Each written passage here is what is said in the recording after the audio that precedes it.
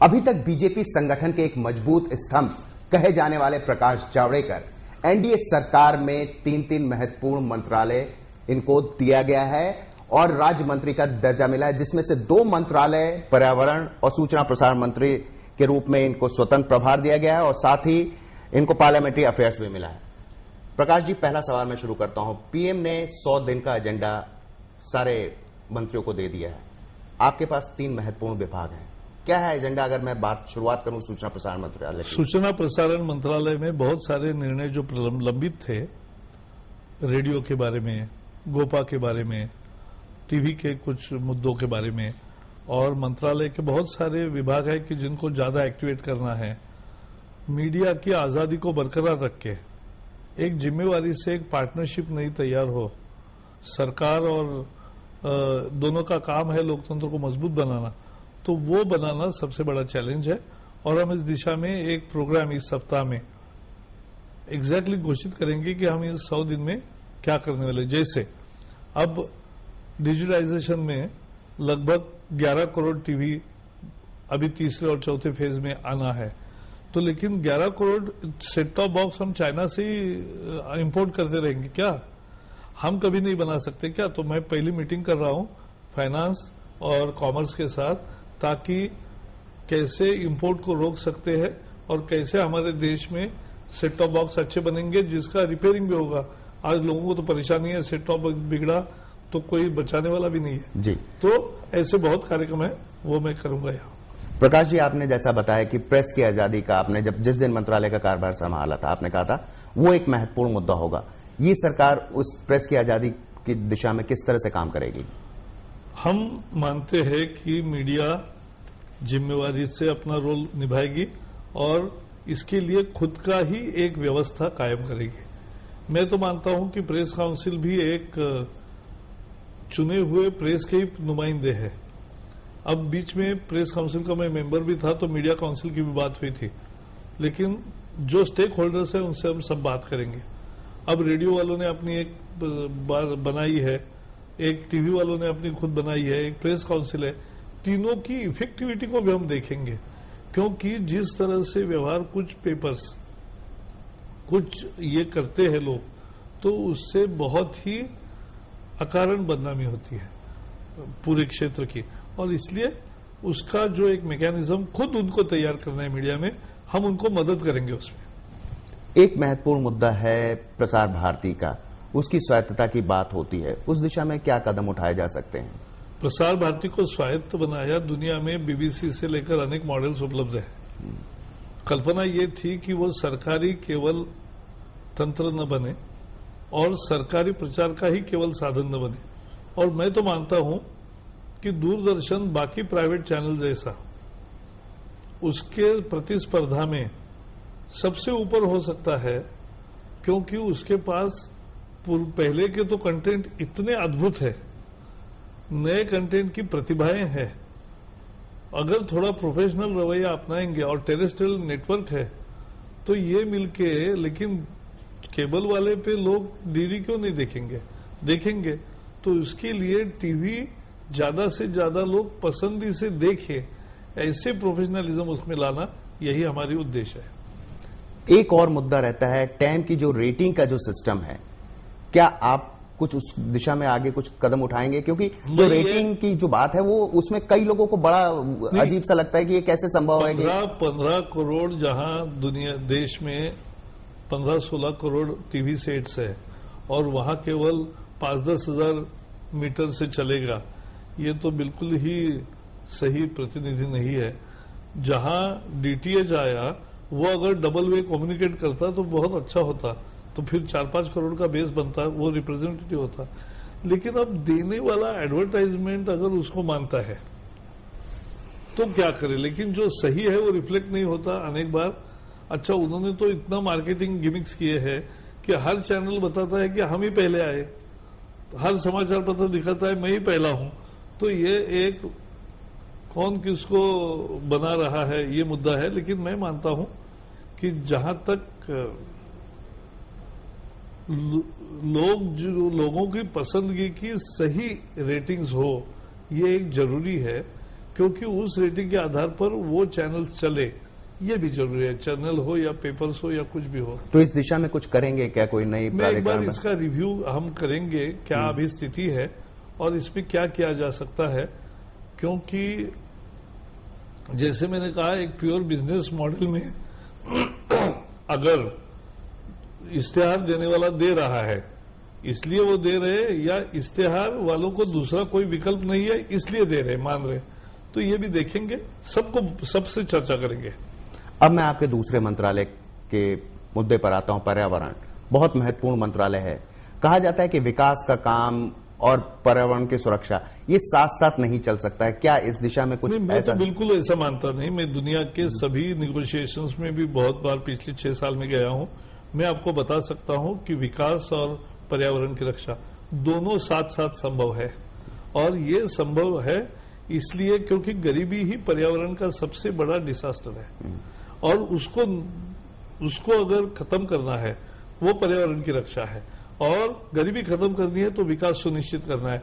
हाँ, हम sustainable development की बात करते, वसुंधरा माँ जैसी है, तो हम भारत माँ को अगर भारत माँ जिंदाबाद कहते हैं तो वसुंधरा भी तो अपनी माँ है, वैसी कल्पना अपने संस्कृति में है। तो हम मानते हैं कि माता का तो शोषण नहीं करते, क्योंकि भावी पीढ़ियों को भी वो प्यार करना चाहती है और उसका अधिकार है, और इसलिए हम ये दोनों संभव है ये दिखा देंगे। वहां निर्णय बहुत लंबित रहे। पिछली सरकार में आप लोग लगातार ये मुद्दा उठाते रहे। निर्णय हम करने की प्रक्रिया शुरू कर दी है, और हर मंत्रालय मुझे कह रहा है कि भाई आपके साथ बैठना है। हम तुरंत रोज एक दो मंत्रालयों के साथ बैठेंगे, और उस मंत्रालय के जो सार्वजनिक पब्लिक इंपॉर्टेंस के जो विषय है वो कौन से पेंडिंग है और क्यों पेंडिंग है जल्दी देखेंगे और फास्ट ट्रैक पे लाएंगे। एक, जहां विनाश होगा पर्यावरण का वहां रोकेंगे, और जहां ऐसा नहीं है वहां डर से निर्णय करने को रुकेंगे नहीं। और मैं तो मानता हूं कि कोर्ट में भी बहुत सारे केसेस इसमें जाते हैं, उससे भी एक व्यवस्था है। हम कोर्ट का बहुत रिस्पेक्ट करते हैं, लेकिन मुझे क्योंकि विश्वास है कि अगर सही तरीके से अपना पक्ष अगर रखेंगे, पहले तो हमें ठीक करना चाहिए, पारदर्शी तरीके से काम करना चाहिए, लेकिन पारदर्शी तरीके से काम कर रहे हैं ये अगर कोर्ट के सामने ठीक तरीके से रखेंगे तो कोर्ट से भी फैसले आएंगे कि जिससे काम रुकता है, ऐसा जो लोगों को लगता है वो ऐसा नहीं होगा। उद्योग जगत को खासी उम्मीदें हैं मोदी सरकार से कि जिस तरह का गुजरात मॉडल था वैसे ही अब केंद्र में भी उस तरह का मॉडल लागू होगा, और पर्यावरण में जैसे पिछली सरकार में आप लोग खुद भी आरोप लगाते थे कि फाइलें रुकी रहती थी, आपने इस बात का जिक्र भी किया, तो उससे किस तरह सामंजस्य बैठाएंगे? नहीं, देखो उसमें फाइलें क्यों रुकती थी उसके अनेक कारण है। लोग जयंती टैक्स वगैरह ये भी बात करते थे, मैं कभी नामों से उल्लेख नहीं करता, लेकिन हमने कहा है कि अच्छा काम है तो मंजूरी मिलेगी, टैक्स नहीं लगेगा, और बुरा काम है तो टैक्स कितना भी दोगे तो भी काम नहीं होगा। इस मंत्रालय से संबंधित एक और बड़ा सवाल उठता है कि अंतर्राष्ट्रीय मंचों पर जलवायु परिवर्तन के नाम पर जो है हमेशा विकसित देश जो हैं ऐसे ऐसे नियम बनाते हैं कि उसका असर जो है विकासशील देशों पर, खासकर भारत पे खासा पड़ता है, तो उन सब चीजों से कैसे निपटा जाएगा? जलवायु परिवर्तन की चर्चा जो अंतर्राष्ट्रीय मंचों पर होती है, तो इसमें जो भारत के दुनिया में काम करने वाले और भारत में काम करने वाले एनजीओज है, उनके भी पास बहुत अच्छी संपदा है, उनके पास बहुत टैलेंट है, तो उनको और सरकार को मिलकर हम एक इंडिया लॉबी करेंगे। इंडिया लॉबी के तहत बाकी देशों को भी जोड़ेंगे, और ये जोड़ के बात विकास की करेंगे, पर्यावरण के रक्षा की करेंगे, हमारी पहल की भी करेंगे, और हमें विकास के लिए जो उत्सर्जन बढ़ेगा तो उसके लिए जो एक हमें विंडो चाहिए 2035 तक, तो वो 2040 तक वो पाने का भी पूरा कोशिश करेंगे। अब आपके अंतिम मंत्रालय की अगर बात करें संसदीय कार्य मंत्री के रूप में, क्या बड़ी चुनौती आप मानते हैं? क्योंकि लोकसभा में तो आप पूरे तौर पर जबरदस्त बहुमत में हैं, पर राज्यसभा में अभी भी सरकार अल्पमत में है। नहीं, ये अल्पमत में होने का मैं मानता इसलिए नहीं क्योंकि देश ने एक जो फैसला दिया है उसको सब सम्मान करेंगे, ऐसा मेरी उम्मीद है। और अगर हम जनता के भलाई के अगर निर्णय कर रहे हैं और वो सामने लाएंगे तो सबका सहयोग मिलेगा, ये भी मुझे विश्वास है। और हम संवाद लगातार जारी रखेंगे, हम कभी बदले की भावना से काम नहीं करते। और प्रधानमंत्री मोदी जी ने जैसे कहा कि हम ये नहीं कहते कि पहले सरकारों ने कुछ नहीं किया, लेकिन जितना और जैसे करना चाहिए था उतना और वैसे नहीं हुआ, यह हमारी शिकायत थी। तो हम भी अकाउंटेबल है, हम भी जवाबदेही है और हम पर भी क्रिटिसिज्म करने का उनका अधिकार है, तो वो हम छीनेंगे नहीं, लेकिन सब मिलके देश को रोकेंगे नहीं, ये निश्चित है। अब आपने कहा कि पिछली सरकार के जो अच्छे काम थे उनको हम रोकेंगे भी नहीं, पर हम चाहते हैं विपक्ष भी एक सकारात्मक भूमिका निभाए। भ्रष्टाचार निरोधक कई कानून थे जो पिछले दिनों यूपीए सरकार चाहती थी कि वो पार्लियामेंट में आए, तो क्या माना जाए कि उसको आगे बढ़ाया जाएगा? ये तो बिल्कुल एक तरह से क्या कहूं, एक लास्ट मिनट पॉलिटिक्स करने की प्रयास किया। ये 6-6 साल से लंबित है, सांसदीय समितियों ने क्लियर किए हैं, फिर भी इस सरकार ने नहीं लाए। अब इसमें तो हमारा दोष नहीं है, हम तो भ्रष्टाचार विरोधी काम शुरू कर दिया काले धन का, क्योंकि भ्रष्टाचार का अंतिम परिणाम जो काला धन विदेशों में जाता है, उन काले धन को विदेशों में जाने वाले स्थिति को हमने बदला है। तुरंत एसआईटी नियुक्त की है और वो ये कमेटी अपना रिपोर्ट काम भी शुरू कर दिया है। 4 तारीख से वो काम शुरू कर रही है। तो मुझे लगता है कि निश्चित रूप से ये काम हमारा शुरू हो गया है और आने वाले संसद में भी मुख्यतः बजट है, लेकिन कुछ कानून आप अपेक्षा कर सकते हैं कि हम करेंगे। तो जो पिछली सरकार के जो कानून थे, क्या उसमें कुछ फेरबदल किया जाएगा कि उन्हीं कानूनों को दोबारा से लाके उनको बिल के रूप में? विस्तार से चर्चा हुई है और विस्तार के चर्चा के बाद जो आवश्यक सुझावों का ख्याल किया जाएगा और उसके बाद बिल आएंगे। अब संसदीय कार्य मंत्री हैं आप, चूंकि लोकसभा में विपक्ष के पास इतना भी सांसद नहीं जोड़ पाए कि कोई नेता विपक्ष चुना जाए, तो उस दिशा में क्या कुछ सोच रहे हैं आप, या कुछ बलमनसाह दिखाएगी सरकार, या क्या करेगी कि उनको? इस दिशा में सरकार ने हमेशा ये कहा है और वो नियम क्या है, संकेत क्या है, सबको देख रहे हैं। देखो हम, लेकिन ये भी सही है कि भाई पहले सत्ता के लिए गठजोड़ करना पड़ता था, अब विपक्ष नेता बनने के लिए गठजोड़ करनी पड़ रही है। तो ये तो स्थिति है।